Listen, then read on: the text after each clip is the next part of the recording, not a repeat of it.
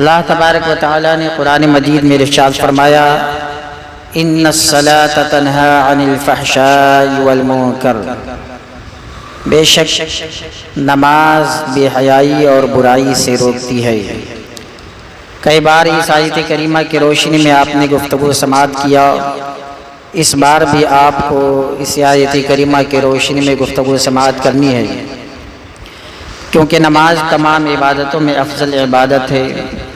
نماز سے بہتر کوئی عبادت نہیں، اور جو انسان نماز سے دل لگا لیتا ہے پھر اس کی زندگی یہاں بھی کامیاب ہوتی ہے، وہاں بھی کامیاب ہوتی ہے۔ نماز کی فضیلت و عظمت آپ اس سے بھی اندازہ لگا سکتے ہیں کہ جتنی بھی عبادتوں کا حکم، جتنے بھی احکام اللہ تبارک و تعالی نے دیا ہے، جتنی بھی عبادتوں کا حکم دیا ہے، سب زمین پر ہی دیا، مگر جب نماز کی بات آئی تو اللہ تبارک و تعالی نے اپنے محبوب کو، اپنے حبیب کو عرش میں بلایا، اور عرش میں بلانے کے بعد اپنے قرب خاص میں بلایا، وہاں پہ نماز عطا کیا۔ تو نماز وہ عظیم عبادت ہے، وہ افضل عبادت ہے، وہ اہم عبادت ہے، جس کے ذریعے سے ایک انسان آسانی کے ساتھ قرب خدا حاصل کر لیتا ہے، اور قرب خدا حاصل کرنا یہی انسانوں کی پیدائش کا مقصد ہے کہ ایک انسان خدا کا قرب حاصل کر لے، اور تمام برائی اور بے حیائی سے انسان آسانی کے ساتھ بچتا بھی ہے، نماز خلوص للہیت کے ساتھ اگر پڑھتا ہے تو۔ چونکہ جو بات قرآن نے کہا ہے وہی بات حق ہے اور وہی ہونا بھی ہے۔ ہم اور آپ اپنا دماغ لگائیں گے یا پوری دنیا کے انسان دماغ کچھ بھی لگا لے، ہوگا وہی جو قرآن نے کہا ہے۔ ہم چاہیں گے کہ دوسرے طریقے کو اختیار کیا جائے اور برائی اور بے حیائی ختم ہو جائے گی، تو یہ بہت ہی مشکل ہے، کیونکہ جب تک ایک انسان کے دل میں خدا کا خوف نہیں رہے گا وہ برائی اور بے حیائی سے باز نہیں آئے گا۔ چونکہ انسان برائی اور بے حیائی میں مبتلا کب ہوتا ہے؟ جب وہ بالکل بے خوف ہو جاتا ہے، نڈر ہو جاتا ہے، اس کے دل میں کسی طرح کا کوئی خوف نہیں رہتا، کوئی ڈر نہیں رہتا، پھر وہ انسان بڑی سے بڑی برائی کر لیتا ہے، کیونکہ اس کے دل میں کسی کا خوف ہے ہی نہیں، کسی کا ڈر نہیں ہے۔ تو گلا بھی ریتنا پڑے تو بھی چوراہے میں ایک انسان دوسرے انسان کی گردن کو کاٹ دے گا، کیونکہ کسی کا خوف ہے ہی نہیں اس کے دل میں، کسی کا ڈر نہیں ہے۔ اور ایسے ایسے حادثات ہوتے رہتے۔ ابھی تازہ خبر کل یا پرسوں کے کہ ایک انسان معمولی جھگڑے میں ایک دوسرے انسان کی گردن کو تن سے جدا کر دیا بیچ چوراہے پہ۔ لوگ ویڈیو بناتے رہے، ویڈیو بنانے کا موقع ملا مگر چھوڑانے کا موقع نہیں ملا۔ ایک انسان کھلے عام کسی سے کوئی سامان چھین لیتا ہے، کھلے عام بڑا سے بڑا مطلب کرائم کر لیتا ہے، کیوں؟ کیونکہ اس کے دل میں کوئی خوف نہیں ہے، نہ قانون کا خوف ہے، نہ پولیس کا خوف ہے، نہ دنیاوی اور کسی چیز کا خوف ہے۔ تو پھر جب کسی کے دل میں کوئی خوف نہیں رہے گا تو پھر وہ کسی بھی برائی، چاہے جتنی بڑی برائی ہو، وہ کرنے سے نہیں کترائے گا، اور دل میں کوئی خوف رہے گا۔ ایک بچہ غلط کام کرنے سے ڈرتا ہے، کیوں؟ کیونکہ اس کے دل میں باپ ماں کا خوف رہتا ہے، اور جب وہی بچہ بڑا ہو جاتا ہے، جب اس کے اندر غرور و گھمنڈ آ جاتا ہے، پھر کوئی خوف نہیں رہتا، نہ ماں کا خوف ہے، نہ باپ کا خوف ہے۔ اگر کچھ کمانے کھانے لگتا ہے، اچھا کچھ پیسے کا مالک بن جاتا ہے، تو پھر وہ اب اپنی مرضی کے تحت زندگی گزارنا چاہتا ہے، کیونکہ بے خوف ہو گیا۔ ایک انسان کے دل میں جتنا زیادہ خوف رہے گا اتنا ہی زیادہ وہ احتیاط کرے گا اور محتاط والی زندگی گزارے گا۔ تو خدا کا خوف جس کے دل میں آ جائے پھر وہ معمولی غلطی سے بھی وہ کترائے گا کہ ہم یہ کام کیسے کریں، کیونکہ اس کے دل میں خدا کا خوف ہے۔ اور جس کے دل میں خدا کا خوف نہیں، پھر دنیا والے کا خوف کتنا رہے گا اس کے دل میں۔ کسی کہنے والے نے کہا تھا کہ جو انسان خدا کا حق نہیں ادا کر رہا ہے، وہ اپنے گھر والوں کا حق کیا ادا کرے گا؟ جو شوہر خدا کا حق نہیں ادا کر رہا ہے، وہ بیوی بچوں کا حق کیا ادا کرے گا؟ یا پھر جو عورتیں حقوق اللہ نہیں ادا کر پا رہی ہے، خدا کا حق جو ہے روزہ نماز عبادت کرنا وہ نہیں ادا کر رہی ہے، تو شوہر کا حق کیا ادا کرے گی؟ جو بچے خدا کا حق نہیں ادا کر رہے، وہ ماں باپ کے حقوق کو کتنا وہ ادا کریں گے؟ سب سے اہم چیز ہے حقوق اللہ، خدا کا حق جس نے ادا کیا پھر وہ حقوق العباد بھی ادا کرے گا، بندوں کا بھی حق ادا کرے گا۔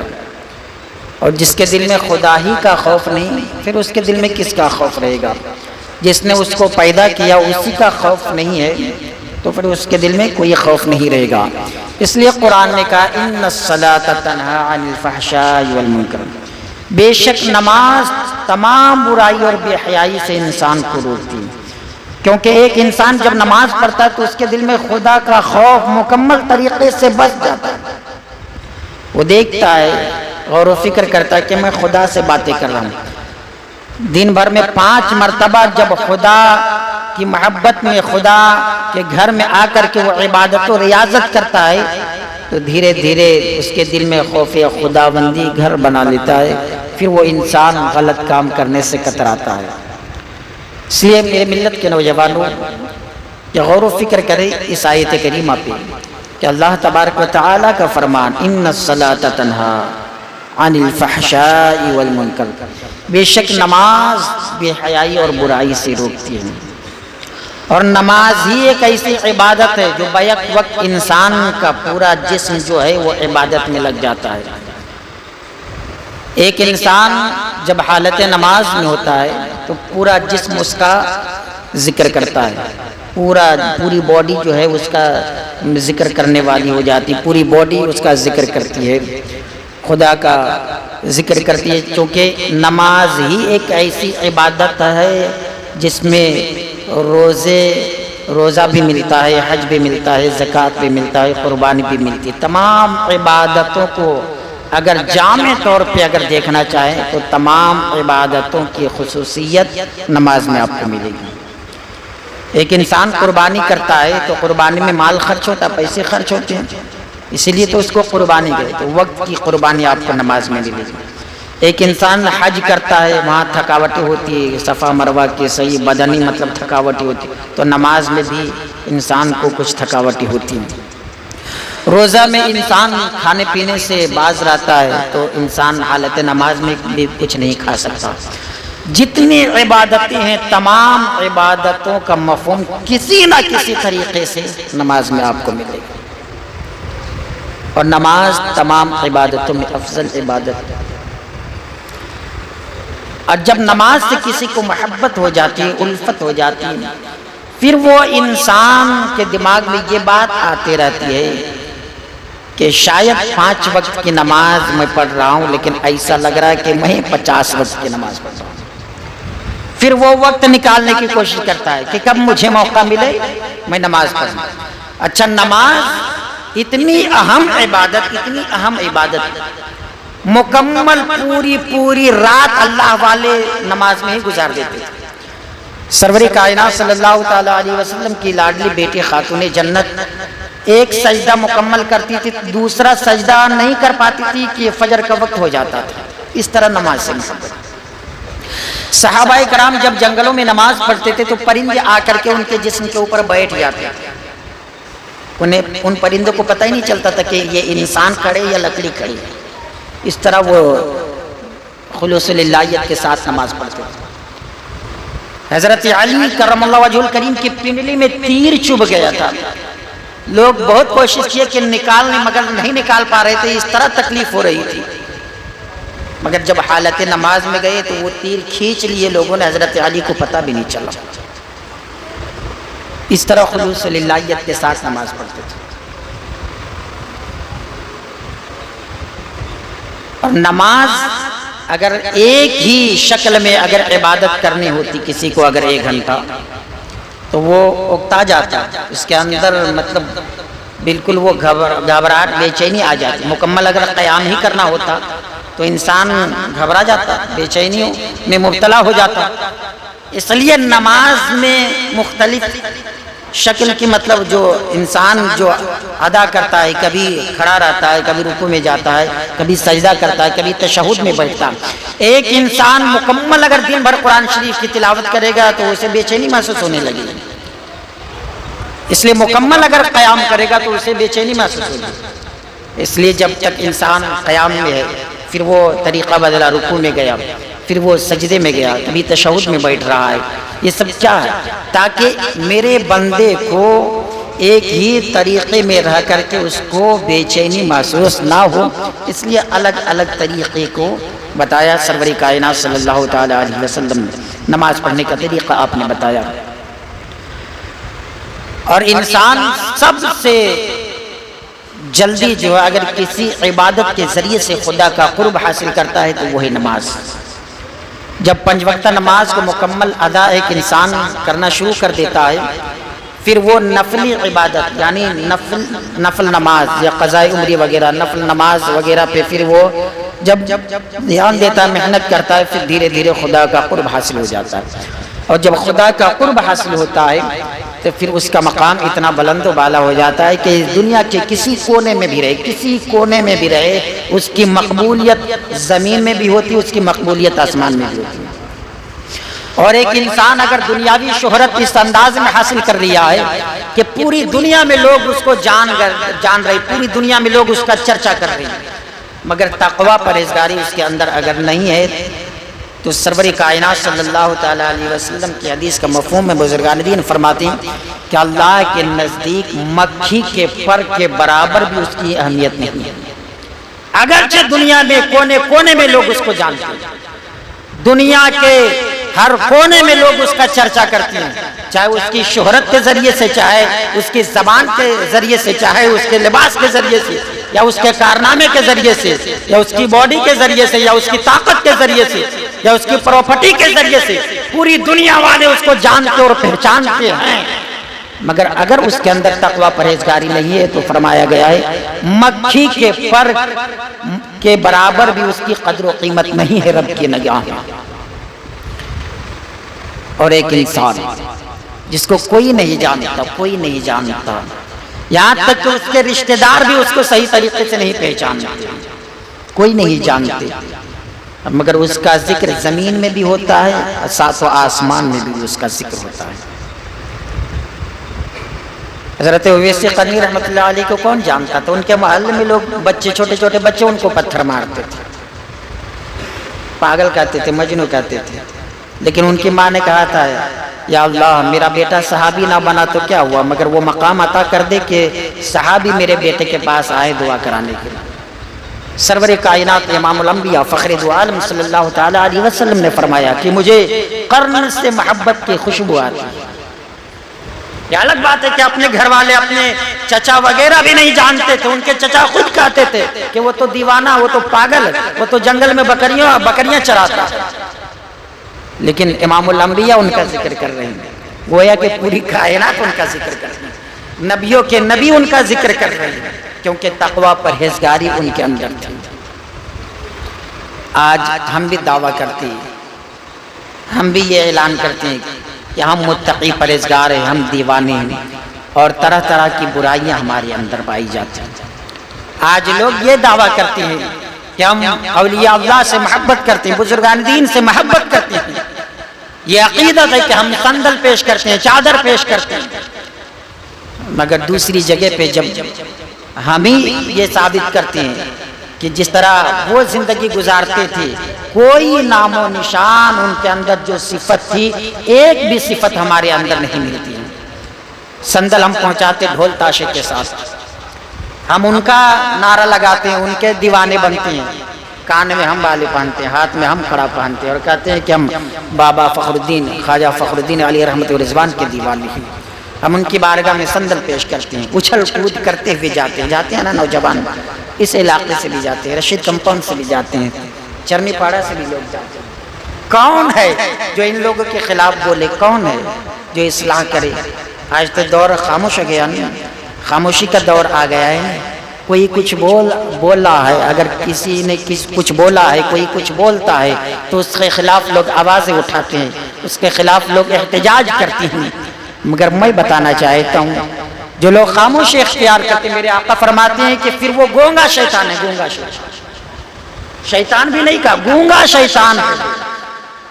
جو برائی اور بے حیائی پنپ رہی ان کے خلاف جو زبان نہیں کھولتے ہیں، پھر وہ چاہے عالم ہو، مفتی ہو، پیر ہو، چاہے کچھ بھی ہو، میرے مصطفیٰ فرماتے ہیں وہ گونگا شیطان ہے۔ اللہ کے پیارے بندوں، ذرا تصور کرو، اس وقت جو پوری دنیا کے حالات خراب ہو رہے ہیں، سب سے پوائنٹ کی بات جو ہے وہ یہ کہ انسانوں کے اندر برائی اور بے حیائی کوٹ کوٹ کر بھر گئی۔ آپ ذرا تصور کریں کہ ہمارے گھر میں کنہیں کا انتقال ہو جائے، اپنے باپ دادا کا انتقال ہو جائے، تو ان کی قبر پہ ہم کبھی ڈھول تاشے کے ساتھ جائیں گے؟ ان کی قبر پہ ہم پھول ڈالنے جائیں گے تو ڈھول بجاتے ہوئے جائیں گے، اچھل کود کرتے ہوئے جائیں گے؟ کنہیں کے جنازے میں کوئی ایک مرتبہ ثابت کر کے بتا دے کہ کنہیں کے جنازے میں ڈھول تاشا لوگوں نے بجایا؟ کہاں جا رہے ہیں ہمارے نوجوان؟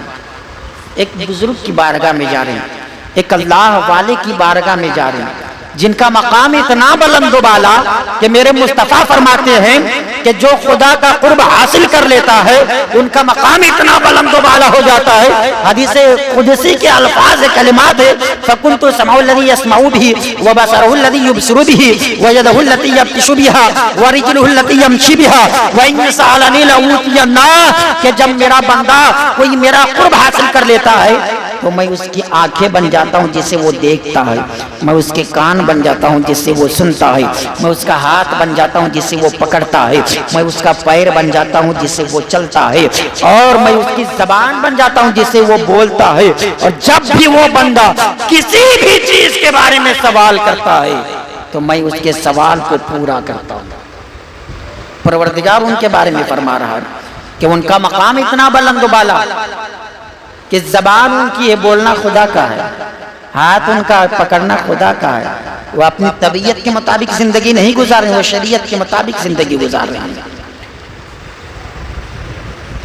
اور جو شریعت کے مطابق زندگی گزارے پھر ان کی صفت کو اپنانے کی کوشش کرو، دیکھو کہ ان کے اندر کیا کیا صفت تھی، وہ صفت اپنے اندر لانے کی کوشش کرو۔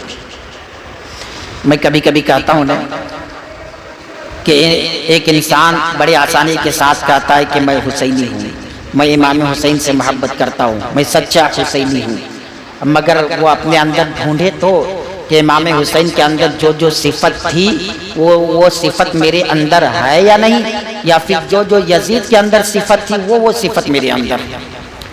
تو اس طرح جو انسان جس سے محبت کرتا ہے، میرے آقا فرمائے ہیں، یہ مصطفیٰ کی حدیث ہے کہ جو جس سے محبت کرتا ہے دنیا میں اسی کے ساتھ اس کا عشق ہوگا۔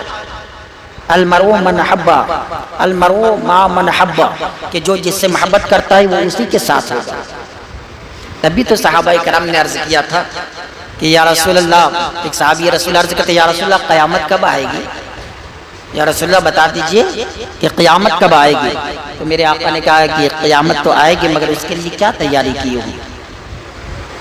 تو صحابی رسول ان کی نمازیں تو کبھی قضا نہیں ہوتی تھی نا، صحابی جن کا مقام اتنا بلند و بالا، اللہ تبارک و تعالی نے صحابہ اکرام کو چنا ہے اپنے محبوب کے لیے، چن کر کے اپنے محبوب کے زمانے میں ان لوگوں کو پیدا کیا تھا اللہ تبارک و تعالی۔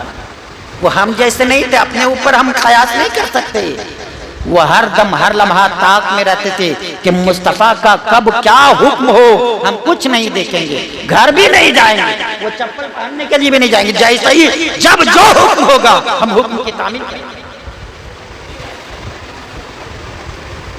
اللہ تبارک و تعالی نے ان لوگوں کے دلوں کو دیکھ لیا تھا اور ان لوگوں کو بچا کر کے رکھا تھا، اپنے حبیب کے زمانے میں پیدا کیا۔ یوں ہی نہیں وہ گردنیں کٹوا دیتے تھے آسانی کے ساتھ، یوں ہی نہیں وہ آسانی کے ساتھ، وہ صرف تقوی پرہیزگاری میں اپنے جسم کو تکلیف دیتے تھے، اعتاب کرتے تھے۔ آج ہم کہاں کس انداز میں زندگی گزار رہے ہیں؟ حضرت ابو لبابہ رضی اللہ تعالیٰ عنہ کا واقعہ کہ ایک معمولی سی غلطی کچھ کافروں کو کچھ بتا دیے تھے. ستون لبابہ، حافظ اسلم صاحب زیارت کیے ہوں گے، ستون عائشہ کے پاس ہی ستون لبابہ، معمولی سی ان سے گستاخی ہو گئی تھی، کچھ بتا دیے تھے کافروں کو. تو اس بات کو لے کر کے آئے اور مسجد نبوی شریف کے کھمبے میں پیلر میں اپنے آپ کو بندھوا دیا اور کہا وقت مقررہ پر کھانا وغیرہ کچھ لا کر کے دے دینا، مگر جب تک اللہ کے رسول مجھے نہیں معاف فرمائیں گے میں نہیں آزاد ہوں گا، اسی طرح میں بندھا رہوں گا. سرور کائنات صلی اللہ تعالیٰ علیہ وسلم آتے تھے، مسکراتے تھے، چلے جاتے تھے، فرماتے تھے کہ جب خود ہی فیصلہ کی ہو تو انتظار کرو وہی کا. اور دوسری طرف ایک صحابی رسول جنہوں نے روزے کی حالت میں اپنی بیوی سے صحبت کر لی تھی، تو وہ اللہ کے رسول کی بارگاہ میں تشریف لائے، وہ بھی مطلب غلطی کی، اللہ کے رسول کی بارگاہ میں تشریف لائے، مصطفیٰ نے اسے انعام دے کر کے بھیجا. یہ دیکھیں ذرا اختیارات مصطفیٰ کہ غلطی کر کے آئے، کہ یا رسول اللہ ایسا ایسا میں نے گناہ کر لیا، روزے کی حالت میں بیوی کے قریب چلا گیا، میرے لیے کیا حکم ہے؟ کہا 60 روزہ رکھنا پڑے گا. وہ بھی پے در پہ لگاتار 59 رکھنے کے بعد بھی چھوڑ دیا تو پھر سے 60 رکھنا پڑے گا. کہا اے اللہ کے رسول، ایک روزے میں یہ حالت ہے تو 60 روزے میں کیا حالت ہے؟ نہیں رکھ پاؤں گا، دوسرا کوئی طریقہ بتائیں. کہا پھر 60 مسکینوں کو کھانا کھلاؤ. کہا اے اللہ کے رسول بہت غریب آدمی، میرے بچے خود بھوکے ہیں تو میں 60 مسکینوں کو کہاں کھانا کھلا پاؤں گا؟ اتنے میں کچھ صحابی رسول کھجور کی ٹوکری لا کر کے سرور کائنات صلی اللہ تعالیٰ علیہ وسلم کی بارگاہ میں پیش کرتے ہیں ہدیہ کے طور پہ. سرور کائنات صلی اللہ تعالیٰ علیہ وسلم وہ ٹوکری دیتے ہیں. غلطی کی ہے، آئے ہیں کہاں؟ مصطفیٰ کی بارگاہ میں. تو ادھر جب آئے مصطفیٰ کی بارگاہ میں غلطی کر کے، مگر ڈائریکٹ رب کی بارگاہ میں دعا نہیں کیے، وسیلہ لیے مصطفیٰ کا، وسیلہ لیے نبیوں کے نبی کا، وسیلہ لیے امام الانبیاء کا. تو ہوا یہ کہ گناہ بھی معاف ہوا، انعام بھی مل، گناہ بھی معاف ہوا، انعام بھی مل رہا ہے. اور کتنا زبردست انعام. میرے مصطفیٰ فرماتے لے جا یہ ٹوکری اور غریبوں میں تقسیم کر دو، تیرا کفارہ ادا ہو جائے. عرض کرتا یا رسول اللہ پتہ لگا لیجئے میرے قبیلے میں مجھ سے زیادہ غریب کوئی نہیں ہے. سرور کائنات صلی اللہ تعالیٰ علیہ وسلم مسکراتے فرماتے جاؤ بیوی بچے مل کر کے کھا لو، کفارہ ادا ہو جائے گا. غلطی کر کے آئے مگر مصطفیٰ کا وسیلہ لیے تو اتنا زبردست انعام ملا، پورے گھر والوں کا بھلا ہو گیا، گناہ بھی معاف ہو گیا. تو یہاں میرے آقا فرماتے خود ہی فیصلہ کی ہو تو انتظار کرو وہی کا. ایک ہفتے کے بعد وہی آئی کہ ابو لبابہ کی غلطی معاف ہو گئی، انہیں کھول دیا گیا. تو صحابہ کرام کس انداز میں زندگی گزارتے تھے. چنا تھا رب کائنات نے اپنے محبوب کے لیے وہ صحابہ کرام کی سیرت طیبہ. تو اپنے جب وہ نماز پڑھتے تھے تو کس انداز میں عبادت و ریاضت کرتے تھے کہ پرندے ان کے جسم پہ آ کر کے بیٹھ جاتے تھے. آج ہم نماز پڑھتے تو پتہ ہی نہیں چلتا کہ ہم نماز پڑھ رہے ہیں یا اٹھک بیٹھک کر رہے ہیں، ہم نماز پڑھ رہے ہیں یا لڑائی کر رہے ہیں. نہ کھڑا ہونے کا طریقہ ہمیں پتہ، نہ سجدہ کرنے کا طریقہ ہمیں پتہ. ایک انسان قیام میں کبھی ادھر کھجلا رہا ہے، کبھی ادھر کھجا رہا ہے، کبھی ادھر حرکت کر رہا ہے. ہمارے اوپر پنچھی بیٹھے گی، بیٹھا بھی دیا جائے اگر کبوتر کو تو وہ بھی ڈر کے مارے اڑے گا. یہ کہ یہ کیسے نماز؟ وہاں انجانے میں پرندے بیٹھ جاتے تھے، یہاں اگر بیٹھا دیا جائے تو وہ پرندے بھاگ جائیں گے. کہ یہ کس طرح عبادت کر رہا ہے؟ اے میرے ملت کے نوجوانوں، تو آپ جن سے محبت کرتے ہیں تو وہ صحابی رسول عرض کرتے یا رسول اللہ نماز تو پڑھا ہوں، روزہ رکھا ہوں، لیکن ان عبادتوں پہ ناز نہیں ہے. اللہ کے رسول ہم آپ سے محبت کرتے ہیں. میرے آقا فرماتے جاؤ بیڑا پار ہو گیا، رب کا حکم ہے کہ جو جس سے محبت کرتا اسی کے ساتھ جنت میں رہے گا.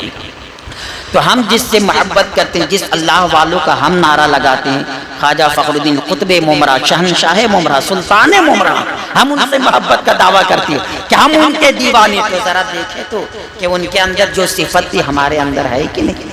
کہ کہیں ایسا تو نہیں کہ جو ان سے دشمنی کرتے تھے، جو ان کو تکلیف دیتے تھے، ان لوگوں کی عادت و اطوار ہمارے اندر ہے.